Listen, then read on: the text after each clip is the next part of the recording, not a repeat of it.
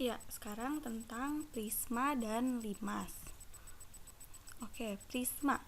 Ciri-ciri utama dari prisma itu adalah bidang alas dan bidang atapnya kongruen.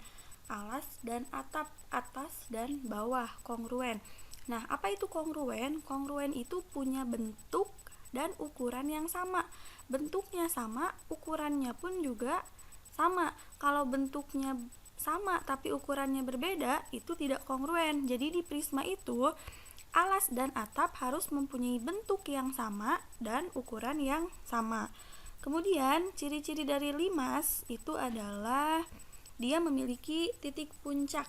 Ya, limas itu punya titik puncak. Kalau prisma tidak punya titik puncak.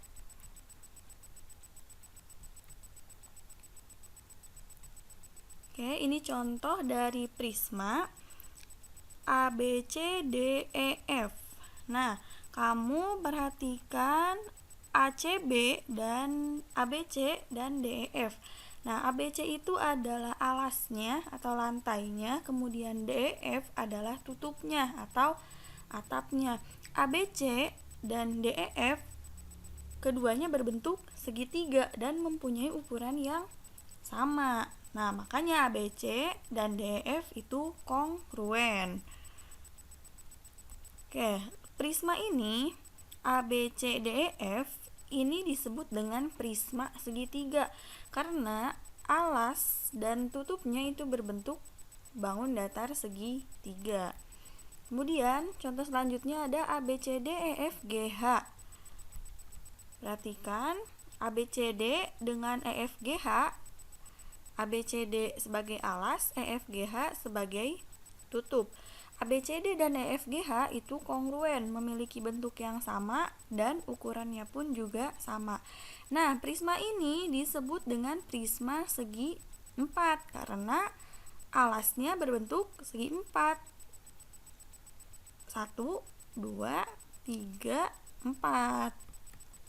Kemudian contoh selanjutnya adalah prisma KLMNOPQRST. Nah, ini alas dan tutupnya kongruen. Alasnya berbentuk segi 5 sehingga prisma ini dinamakan prisma segi 5. Oke, masih banyak lagi prisma. Ada prisma segi 6, segi 7, segi 8, dan sebagainya. Kemudian limas. Tadi ciri-ciri limas adalah mempunyai titik puncak. Contohnya nih, ABCD. Oke, ABCD, titik puncaknya adalah D. Nah, limas ABCD ini dinamakan limas segitiga karena alasnya berbentuk segitiga. Kemudian, limas ABCDE, titik puncaknya adalah E, titik E. Kemudian, alasnya berbentuk segi 4 sehingga limas ini disebut dengan limas segi 4. Ini ada limas TABCDE. Titik puncaknya adalah T, alasnya ABCDE berbentuk segi 1, 2, 3, 4, 5. Berarti ini adalah limas segi 5. Ya, kita masuk ke materi prisma. Ya, sama seperti kubus dan balok, kita akan mempelajari unsur-unsur prisma. Unsur-unsur prisma pun sama, ada titik sudut, rusuk, bidang atau sisi, kemudian diagonal bidang, diagonal ruang, dan bidang diagonal. Nah, kita lihat contoh dari prisma segitiga. Ini gambarnya, prisma segitiga ABCDEF. Oke, kita akan melihat titik sudut prisma segitiga. Titik sudutnya ada titik A, B, C, D, E, F. Ada 1, 2, 3, 4, 5, 6. Oke, kita catat pada prisma segitiga dia mempunyai 6 titik sudut. Selanjutnya kita akan lihat rusuk pada prisma segitiga. Rusuknya ada AB, BC, AC. Itu rusuk yang bawah ya, rusuk alas. Sekarang rusuk atap atau tutup. DE, EF, dan DF. Sama ya, alas dan atas atau alas dan tutup berbentuk yang sama, sehingga banyaknya rusuk pun sama. Sekarang ada rusuk tegak AD, BE, dan EF, sehingga total rusuk pada prisma segitiga ada 9. Kemudian bidang atau sisi. Bidang berarti tembok ya. Ada lantai atau alas, kemudian ada tutup atau atap, dan ada tembok-temboknya. Oke, berarti totalnya ada alas 1, atap 1, jadi 2. Nah, karena ini prisma segitiga, berarti temboknya ada 3. Sehingga 3 ditambah alas tambah atap. Totalnya ada 5 bidang pada prisma segitiga. Kemudian diagonal bidang ada 1, 2, 3, 4, 5, 6. Ada 6 buah diagonal bidang. Selanjutnya diagonal ruang. Nah, dia tidak memiliki diagonal ruang ya. Pada prisma segitiga itu tidak memiliki diagonal ruang.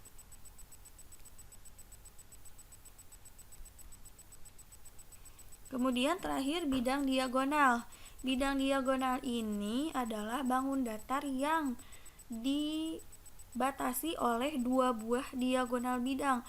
Kalau bangun ruang tersebut tidak punya diagonal bidang, maka otomatis tidak punya bidang diagonal. Nah, karena kita punya diagonal bidang yaitu ada 6, sehingga ini bidang diagonal pertama dibatasi oleh diagonal bidang DB dan EF.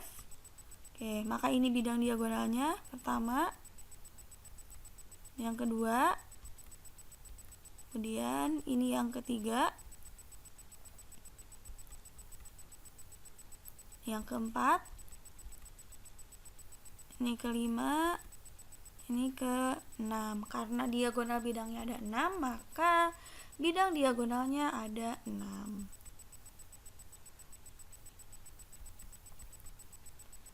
Nah, untuk prisma-prisma yang lain silahkan dicoba sendiri. Tadi kita peroleh di prisma segitiga, titik sudutnya ada 6, rusuknya ada 9, bidangnya ada 5. Kemudian diagonal bidangnya ada 6, tidak mempunyai diagonal ruang, dan bidang diagonalnya ada 6. Oke, pada prisma segi 4 ternyata titik sudutnya ada 8. Ya, kan segi 4 berarti sudut yang bawah atau sudut alas dan sudut atap. Alasnya ada 4, atapnya ada 4, jadi totalnya ada 8. Rusuknya ada 12, bidangnya ada 6, diagonal bidangnya ada 12, diagonal ruangnya ada 6, dan bidang diagonalnya ada 6. Sehingga kita perumum untuk prisma segi N itu boleh segi 3, segi 4, segi 5, segi 6. Titik sudutnya itu ada 2N atau 2 kali N, sehingga kalau prisma segi 5 berarti ada 2 kali 5, ada 10 titik sudut. Kemudian rusuknya ada 3N, 3 kali N, bidangnya ada N plus 2. Oke, kalau prisma segi 5 berarti ada 7 bidangnya. Kemudian diagonal bidangnya ada N dikalikan dengan N kurang 1, diagonal ruangnya ada N dikalikan dengan N kurang 3, dan bidang diagonalnya ada N per 2 dikalikan N kurang 1. Oke, ini yang paling penting pada prisma. Kamu harus bisa atau kamu harus mengetahui alas prisma dan tinggi prisma. Oke, alas prisma dan tinggi prisma. Nah, dari gambar ini jelas alasnya itu adalah ACB. Pokoknya kalau dia jadi alas berarti harus ada tutupnya. Dan alas dan tutup itu harus kongruen. Nah, di sini tinggi prismanya adalah DA atau EB atau FC. Sekarang bagaimana kalau bentuknya seperti ini? Nah, ini seperti tenda segitiga ya. Apakah alasnya adalah ABED? Ternyata bukan. Karena kalau alasnya ABED, mana tutupnya? Oke, dia nggak ada tutup, sehingga kita harus memutar gambarnya. Kita putar menjadi seperti ini. Oke, kalau sudah seperti ini, dapat kita lihat bahwa alasnya adalah A, B, C. Kenapa kita bisa jamin dia alas? Karena dia ada tutupnya, yaitu DEF. Bentuknya sama, ukurannya pun juga sama. Oke, berarti alasnya adalah ABC, kemudian tingginya adalah DA atau EB atau FC.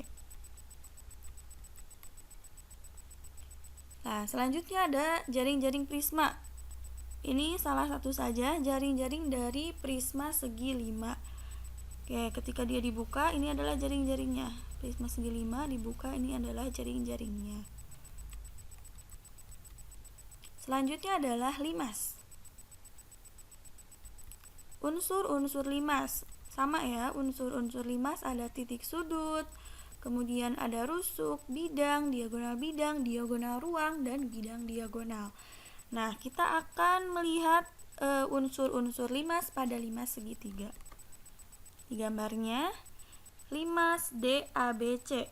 Alasnya adalah ABC, titik puncaknya adalah titik D. Oke, pertama kita akan lihat titik sudut. Titik sudutnya ada titik A, titik B, titik C. Oke, ada titik pada alas dan ada titik pada puncak. Karena alasnya segitiga, maka titik pada alasnya ada 3 tambah dengan titik puncaknya 1, sehingga pada 5 segitiga itu ada 4 buah titik sudut. Kemudian rusuknya, rusuk alas A, B, B, C, dan AC. Karena segitiga berarti ada 3 rusuk alas. Kemudian AD, BD, dan CD ini dinamakan dengan rusuk tegak, sehingga rusuknya ada 6 buah. Kemudian bidangnya, ada bidang alas yaitu ABC, kemudian bidang tegak yaitu ACD, ABD, dan BCD, sehingga bidangnya ada 4 buah, bidang alas dan bidang tegak. Bidang tegak karena alasnya segitiga berarti bidang tegaknya ada 3, sehingga total bidangnya adalah 3 tambah bidang alas 1, jadi ada 4. Diagonal bidangnya tidak punya diagonal bidang pada limas segitiga ya. Kemudian diagonal ruang sama, tidak punya diagonal ruang. Oke, karena tidak punya diagonal bidang berarti bidang diagonalnya pun pasti tidak ada. Nah, pada 5 segitiga tadi ada 4 buah titik sudut, 6 buah rusuk, 4 buah bidang. Kemudian tidak punya diagonal bidang, diagonal ruang, dan bidang diagonal. Sedangkan pada 5 segi 4, titik sudutnya ada 5. Kenapa 5? Karena alasnya punya 4 titik sudut tambah titik puncak 1. Jadi ada 5. Rusuknya, rusuk pada alas ada 4, rusuk tegaknya juga ada 4, sehingga ada 8. Bidangnya, bidang alasnya 1, kemudian bidang tegaknya ada 4, karena limasnya segi 4. Diagonal bidangnya ada 2. Oke, pada limas, khusus pada limas itu tidak punya diagonal ruang karena ada titik puncak. Oke, titik puncak mempengaruhi. Nah, karena bidang diagonalnya ada, diagonal bidangnya ada, maka dia punya diagonal, bidang diagonal. 5 segi 4 punya bidang diagonal 6. Secara umum untuk 5 segi N akan ada N plus 1 buah titik sudut. Kalau segi 5 berarti ada 6. Kalau segi 7 berarti ada 8. Oke, rusuknya ada 2N, 2 kali N, bidangnya ada N plus 1, diagonal bidangnya ada N per 2 dikalikan N kurang 3, kemudian tidak punya diagonal ruang, dan bidang diagonalnya ada N per 2 dikalikan N kurang 3.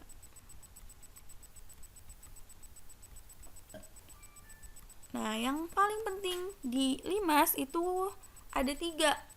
Alas limas, tinggi limas, dan tinggi rusuk tegak. Nah, contohnya pada limas apa ini? Ya, limas segitiga karena alasnya berbentuk segitiga. Alas limas itu adalah ABC yang berwarna biru. Nah, ini ABC. Kemudian tinggi limas, oke. Tinggi limas itu bukan yang miring-miring ini. Tapi tinggi limas adalah tinggi dari atau garis dari titik puncak ke alas yang tegak lurus. Oke, atau tinggi limas itu adalah garis yang tegak lurus dari titik puncak ke alas. Oke, tegak lurus. Ingat, tegak lurus. Tegak lurus berarti harus 90 derajat ya. Nah, tinggi limas di sini adalah garis putus-putus yang berwarna merah. Garis tegak lurus dari titik pusat ke alas. Kemudian tinggi rusuk tegak yang mana? Nih, yang miring-miring. Oke, meskipun dia miring, tapi dia disebutnya tinggi rusuk tegak.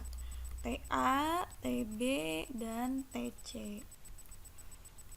Oke, pada limas segi 4, yang warna biru ini adalah alasnya. Tinggi limasnya yang mana? Dari titik puncak ke alas. Garis tegak lurus dari titik puncak ke alas, garis putus-putus yang berwarna merah. Kemudian tinggi rusuk tegaknya adalah TA, TB, TC, dan TD. Oke, pada limas segi 6, alasnya yang warna hijau, tingginya adalah dari titik puncak ke alas. Sekali lagi, tinggi limas itu dari titik puncak ke alas ya, bukan dari titik puncak ke titik sudut, tapi dari titik puncak ke alas. Nah, berarti garis putus-putus yang warna merah. Kemudian tinggi rusuk tegaknya adalah TA, TB, TC, TD, TE, dan TF. Selanjutnya ada jaring-jaring limas ini ya. Jaring-jaring limas. Nah, yang diambil adalah limas segi 4. Oke, di sini ada limas segi 4.